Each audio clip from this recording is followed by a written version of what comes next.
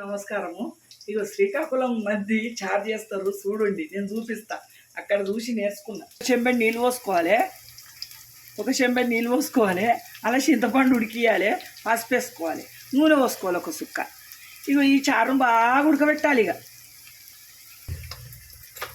ఇక చారు ఉడుకుతుంది, అది అయినాక నేను చూపిస్తాను మీకు. ఆ చారు మరిగింది, ఈ విధంగా మరగాలి. చింతపండు, చారు, పసుపు, నూనె వేసిన ఈ విధంగా మరగబెట్టుకోవాలి ఈ చారును.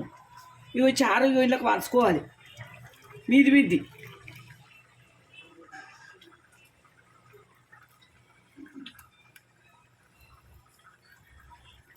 ఇవి ఈ విధంగా వంచుకోవాలి.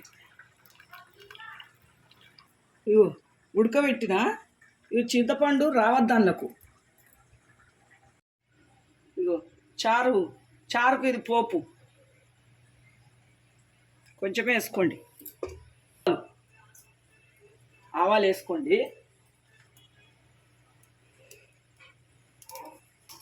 ఎండిన మిరపకాయలు వేసుకోండి. ఎండిన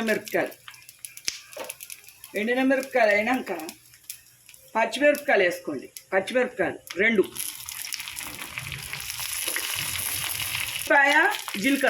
ఎల్లిపాయ జీలకర్ర వేసుకోండి. పోసులకు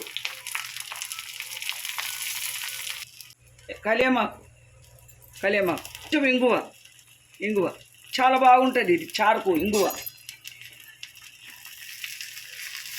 ఇవి సింపుల్ వంటలు, సింపుల్ చారు. ఇగో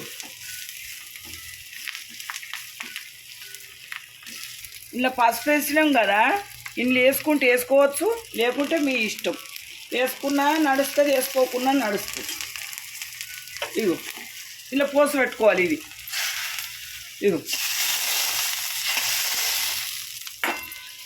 ఉప్పు వేసుకోండి, తగినంత ఉప్పు వేసుకోండి. ఈ చారు బాగుంటుంది, శ్రీకాకుళం చారు ఇది చాలా బాగుంటుంది. సింపుల్గా చారు ఎంత కమ్మగా ఉంటుంది అంటే అంత కమ్మగా ఉంటుంది. చారు సింపుల్గా మంచిగా ఉంటుంది. ఉప్పుకు ఈ చారు సూపర్ ఉంటుందమ్మా.